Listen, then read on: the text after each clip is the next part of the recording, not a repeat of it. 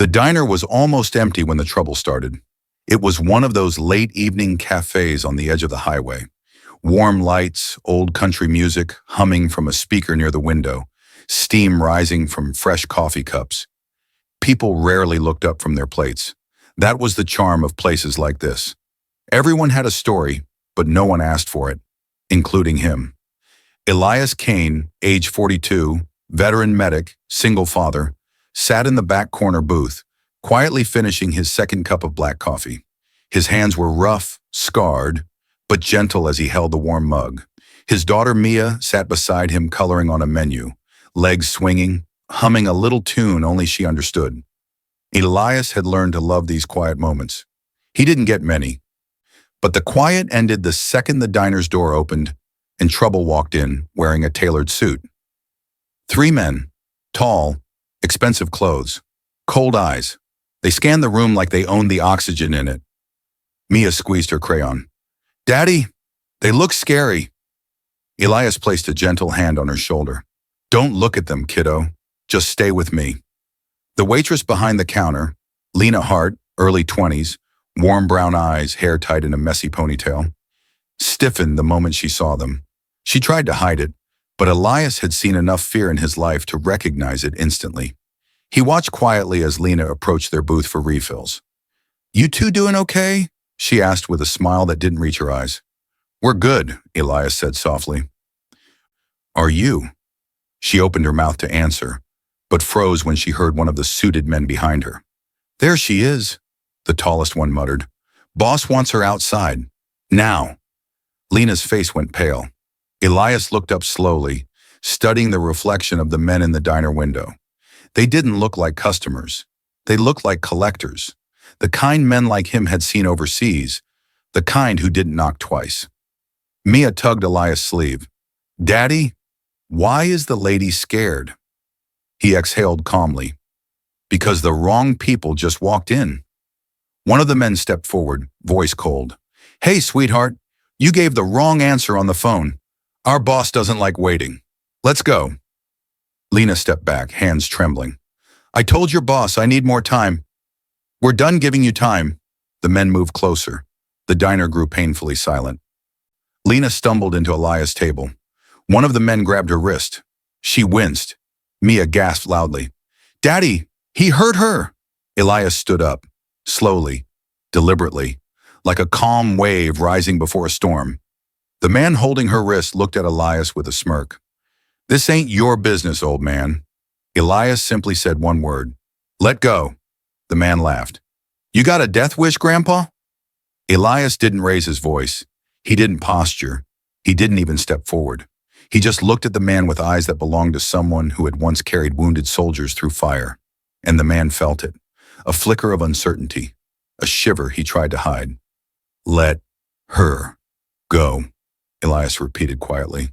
The man's grip tightened instead. Lena cried out softly.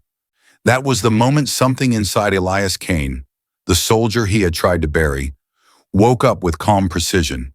He reached out, grabbed the man's wrist, twisted gently but firmly. Not enough to break, just enough to make the man gasp. The other two men stepped forward. Mia cried out, "Daddy!" Elias positioned himself between her and the danger instantly, one arm shielding his daughter, the other steady on Lena's shoulder. "Stay behind me, both of you." His voice was low, steady, the same tone he used years ago when explosions lit the night sky and he guided wounded soldiers through chaos. Lena trembled. "You don't understand. Their boss, he's dangerous." Elias didn't look away from the men closing in. "I've seen dangerous before." The man on the left pulled something from his jacket. Not a weapon, not quite, but something meant to intimidate. A black baton. Elias stayed perfectly still. "Last warning," the suited man growled. "Move!" "No," Elias replied. The man lunged. Elias sidestepped, grabbed the man's sleeve, and redirected him into the counter with controlled force. Swift, surgical. The kind of move taught to medics who had to defend themselves without making noise. The second man rushed him. Elias blocked, spun, and pinned his arm behind his back. Mia watched wide-eyed, amazed. "Daddy's winning." Lena stared at him like she had never seen anyone move like that. Elias released the man, letting him fall to his knees. "The next one to touch her," he said quietly, "goes out the window." The first man who started the fight checked his wrist, wincing. "You're dead. You know that, right?" When our boss hears, the diner door chimed, everyone went still. Even Elias. Because the man who walked in wasn't just a boss. He wasn't a typical billionaire either. His reputation entered the room 10 seconds before he did. Caleb Mercer, owner of half the city, ruthless dealmaker, and the kind of billionaire who smiled with his mouth but never his eyes. And he was looking straight at Lena, then at Elias, then at Mia. The air in the diner thickened. Caleb stepped forward, voice calm enough to freeze glass. "What?" he said slowly. "Exactly is happening here?" One of the bruised men pointed at Elias. "He attacked us. That old guy." Elias didn't say a word. He let the truth speak through the bruises on the men and the fear on Lena's shaking face. Caleb studied the scene with the slow, cold patience of a man deciding which life to ruin first. Then his gaze landed on Lena, and his expression softened. "You again," Caleb murmured. "I told you not to worry. I told you my men were just there to talk." Lena swallowed. "Sir, I need more time." Caleb raised a hand gently, almost tenderly, which made Lena tremble even more.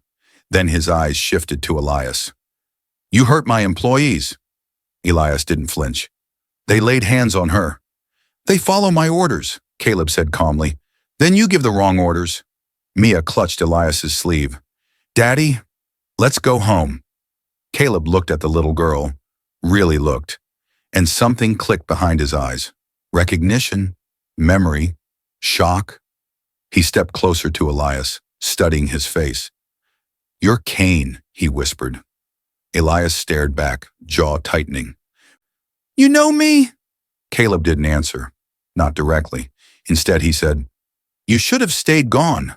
Lena gasped. "Wait, you two know each other?"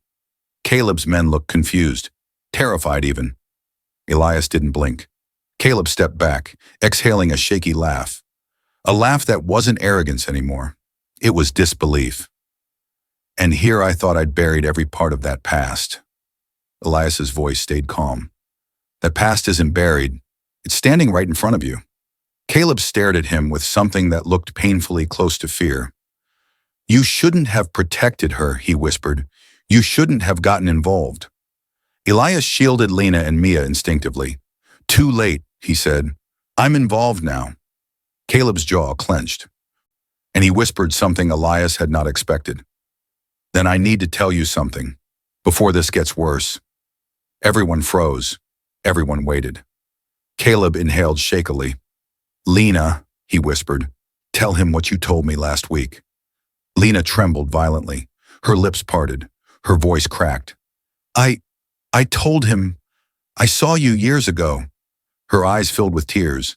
"I know who you really are, Elias." The diner fell silent. Mia clutched her father's hand. Caleb studied Elias, eyes full of something dark and heavy. "You're not just some veteran," Caleb murmured. "You're the man who saved my mother's life." Elias froze. Lena whispered, "And you're the reason Caleb Mercer is alive." The world tilted. Every secret Elias kept, every life he tried to leave behind, every nightmare he buried, it had just walked back into the diner. And it wasn't leaving. Not tonight. Not ever again. The diner felt different after the chaos. The walls were the same faded cream, the same flickering neon sign buzzed outside. But the air had shifted, warm in some spots, heavy in others, like the room couldn't decide whether it wanted to settle or brace. Lena stood behind the counter, wiping her trembling hands on her apron, replaying the moment over and over. The billionaire's men were right here. She was cornered. They were grabbing her arm, and the entire place froze, except one man, Daniel Hayes, the veteran single dad eating a quiet meal with his daughter. The man she had never met, the man who stood between her and danger like it was the most natural thing in the world. He wasn't a large man in the way that frightened people. He was large in the way that reassured them. Calm posture, steady eyes, and scars on his knuckles that didn't scream violence, but history. "Daddy, she needs help," his little girl had whispered, and he moved. Now he sat again, trying to finish his food, but it was untouched. Not because he was shaken, but because he was watching the door, watching the shadows outside, watching in a way only men who lived two lives did, one as a father, one as someone trained to survive. Lena stepped toward him hesitantly. "Sir, thank you for what you did. I didn't even have time to react." Daniel shook his head softly. "You're safe now. That's what matters." "Why were they after you?" he asked gently. Lena swallowed hard. "Because of the owner, or the man who used to be the owner. He wants me back. I quit last month. He didn't like that." Daniel's brows drew together. "The billionaire?" She nodded. "Adrian Kale." Daniel stopped breathing for half a second. The Adrian Kale? One of the richest men in the state. A man who owned resorts, casinos, shipping lines, private everything. Daniel looked down at the table, thinking, "Why does he care you quit?" Lena hesitated, then finally whispered, "Because I'm not just a waitress. He was engaged to me." Daniel froze, not with shock, but with a slow, sinking understanding. Powerful men didn't chase employees. They chased control. "And you left him?" he asked softly. "I had to," she said, tears burning her eyes. "He's not the man the public sees. Her voice cracked. "He can't stand rejection." Daniel leaned back slowly, absorbing it. Then the door chimed. Every head snapped toward it. A shadow crossed the window before the figure entered. Quiet steps, expensive shoes, hair slicked perfectly back, suit tailored like armor. Adrian Kyle. Lena gasped and stepped backward, hitting the counter. Daniel stood up calmly, placing an instinctive hand in front of his daughter. Adrian scanned the room, then smiled. But it wasn't a smile of warmth. It was interest, challenge, possession. "Lena," he said softly, voice sweet like poison. "You didn't answer my calls." Lena stayed behind Daniel, but Adrian's eyes drifted to the man standing protectively in front of her. "And you," Adrian said, stepping closer, hands behind his back as if walking into a board meeting. "The hero father." Daniel didn't respond. He didn't blink. He didn't move. Adrian tilted his head. "You put your hands on my men," Daniel replied calmly. "Your men put their hands on someone who wanted them off." Adrian's jaw tightened, but his smile didn't fade. "Do you know who I am?" Daniel nodded once.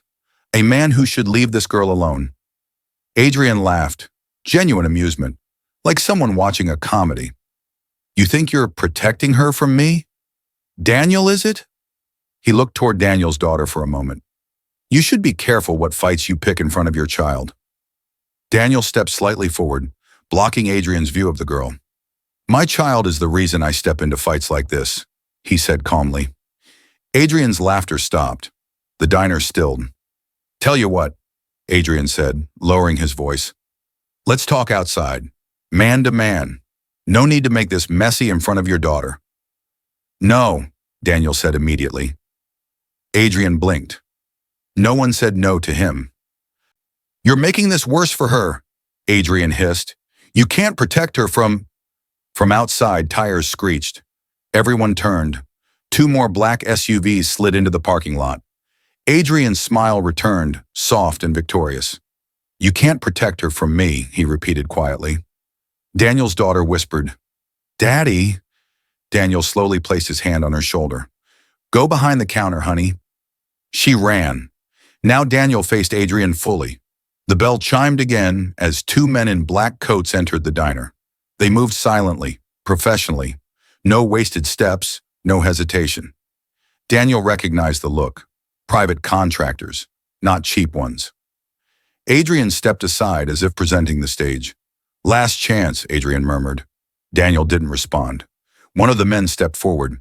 "Sir," he said coldly, "we're here for the girl. Step away." Lena whimpered behind the counter. Daniel's voice stayed calm, soft, controlled. No. The nearest contractor's eyebrow twitched. You don't understand the situation? Daniel's face remained emotionless. I understand it better than you think. The man reached out, and Daniel moved. Not with aggression, not with panic, just quiet, controlled decisiveness. He grabbed the man's wrist, twisted gently, then pushed him back. Not enough to hurt, just enough to stop. The man staggered. The other contractor reacted instantly, stepping forward. Daniel exhaled slowly. Don't make me do this, he said softly. I have a daughter here. Adrian raised a hand. Stop! Both men froze mid-step. Adrian looked at Daniel with a new expression. Something colder, darker, sharper. Interesting, Adrian said softly. You're trained. You don't panic. You protect. You hesitate before you hurt. He leaned forward. You were military. Daniel didn't answer, but the silence was an answer. Adrian's smile sharpened. So that's why you're stepping in. You're one of those savior types, always trying to rescue someone. Daniel's voice stayed gentle. I'm trying to stop you from ruining your life more than hers. That struck a nerve. Adrian stared at him for a long moment before whispering, You're going to regret this. He snapped his fingers once. The two contractors stepped back. Adrian straightened his jacket, gave Lena a cold look, then turned toward the door. Halfway out, he paused and said without looking back, We're not done. The bell chimed again. The door closed. Silence settled. Lena's legs gave out. She dropped to the floor behind the counter, shaking uncontrollably. Daniel walked to her and crouched down. You okay? She nodded weakly, tears slipping down her cheeks. Why did you stand up for me again? She whispered. You don't even know me. Daniel looked toward the door where Adrian had left. I know the look of someone who's being hunted, he said softly, and I'm not letting a man like that break someone who's trying to get free. Lena cried quietly, covering her mouth. Daniel stood and called softly to his daughter. It's okay now. Come here. His daughter ran to him and hugged his waist tightly. Lena looked at them both. This man and his child who didn't owe her anything, yet shielded her with everything. Daniel exhaled. He'll be back, he said quietly. Lena nodded. I know. Daniel looked at her with a strange, gentle strength. Then next time, he said softly, you won't face him alone. Outside in the dark SUV, Adrian sat in the back seat staring at the diner with a cold, unreadable expression. His phone buzzed. Sir, a voice said. Do we proceed? Adrian's jaw clenched. No, he whispered. Not yet. He stared at Daniel through the window. I want to know who he really is. The entire restaurant went silent when Victor Hale stepped inside. Not because he was a billionaire, not because he owned half the buildings on this block, but because of the way he carried himself. Calm, slow, cold, like a storm wearing a tailored suit. Alex felt Mia tense behind him. Her hands gripped the back of his jacket. Victor didn't speak at first. He simply looked at his men, both bruised, one holding his wrist, the other trying not to limp, then looked at Alex standing between them and Mia. His voice dropped like ice hitting glass. Who touched my men? Alex didn't flinch. He didn't move. He didn't blink. He simply stepped half an inch forward, keeping Mia behind him. I stopped them, Alex said quietly. They were scaring her. Victor raised an eyebrow, amused. You stopped them, he repeated. A waitress spilled a drink on me, and my men asked her a question. You decided to play hero? Alex didn't answer. Mia clutched his jacket tighter. Victor's gaze dropped to her shaking shoulders. Then, something changed in his expression. Not anger, not annoyance, recognition. Mia, he said slowly, is that you? She didn't answer. She was trembling too much to speak. Alex gently placed his hand on her forearm, grounding her. The gesture was small, but it made Victor's eyes narrow. You know him? Victor asked her. Mia nodded weakly, but before she could speak, Victor stepped closer. Too close, and Alex blocked him with a calm, unshakable presence. Stay right there, Alex said. Victor paused. Not because of the words, but because of how Alex said them. Slow, controlled, like a man who knew exactly what he was capable of and didn't need to shout. Victor let out a soft, cold chuckle. "You're ex-military," he said. "I can see it. Shoulders, posture, hands steady. No fear. You're trained. Dangerous even. But this," he gestured around the restaurant, "this isn't your battlefield." Alex didn't blink. "My battlefield," he said quietly, "is anywhere a young woman is crying for help." Victor's cold smile faded. For the first time, he looked unsettled. "What happened to you?" Alex asked softly. "Why do you need men to scare a waitress?" Victor's jaw tightened. Mia's voice finally broke through. Small, shaking, terrified. "He hurt my sister." Victor's eyes snapped to her. "Mia," Alex raised his hand. "Don't talk to her." Victor stared at him, speechless for a moment. Mia's chest was rising and falling too fast. She was close to hyperventilating. Alex stood firm. "You heard her," Alex said. "Your men cornered her. She begged them to stop. They didn't. You didn't." Victor's expression flickered, but Alex wasn't finished. "You came here angry," Alex said, "because you don't know how to deal with guilt, so you blame everyone else." Victor's jaw trembled, just a little, barely noticeable. But Alex saw it. Everyone did. The staff, the customers, Mia, even Victor felt it. He didn't speak for several seconds. Then he said slowly, "You have no idea what happened to her sister." Alex didn't step back. "Then tell us." Victor swallowed hard. Not angrily, but with something deeper. Something he hated to feel. Pain. "My men didn't hurt her sister," Victor said quietly. "I did." Mia gasped. Alex's eyes narrowed. Victor shut his eyes for a brief moment, then opened them with a harsh honesty he wasn't used to sharing. She was in the wrong place at the wrong time. A deal went wrong. A gun was fired, and he swallowed again. My bodyguards pushed me aside. She was behind me. She took the bullet meant for me. Silence. Total. Mia's breath broke into a sob. I thought you didn't care." Victor shook his head.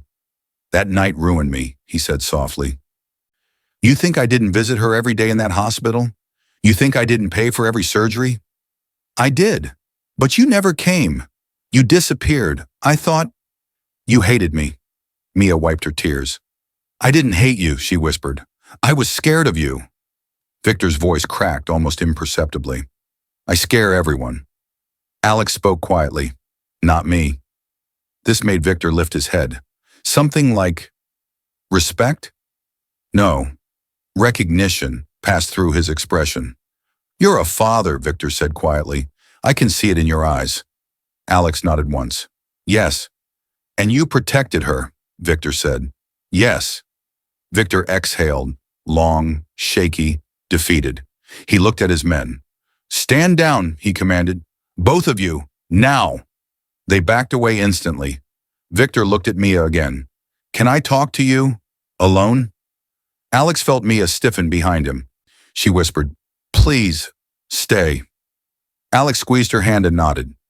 "She wants me here," Alex said. "So I'm staying." Victor accepted it. He looked tired, older, human. "Fine," he said. "Stay." Mia wiped her cheeks again. "Why did your men grab me?" Victor exhaled painfully. "They didn't know who you were." "But you yelled at them," she whispered. "You threatened them. I heard you." Victor's voice softened in a way no one expected. "I was angry at myself, not at you. I've never forgiven myself for your sister's injury. And he hesitated. "I didn't know how to face you." Mia broke down. Alex gently steadied her again. Victor watched the way Alex comforted her. Calm, protective, steady. And for the first time, Victor Hale, billionaire, realized something powerful. This man was everything he was not. Strong, but gentle. Brave, but quiet. Protective, but soft. And not once did he raise his voice. Victor looked at Alex. "You're a soldier." "Veteran," Alex corrected softly. "You fought?" Alex nodded. And lost things worth more than battles.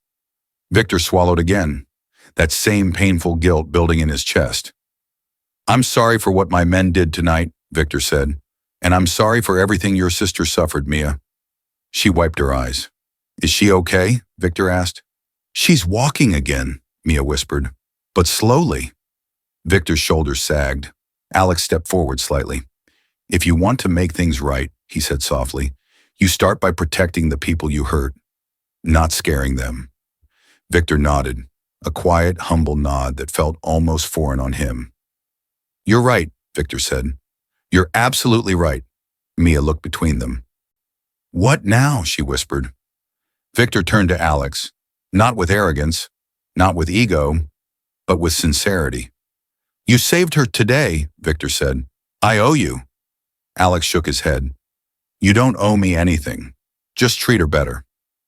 Victor looked at Mia, really looked at her, as if seeing her humanity for the first time. I will, he promised. Then he turned to Alex. And if you ever need anything at all, I owe you more than I can repay. Alex didn't smile.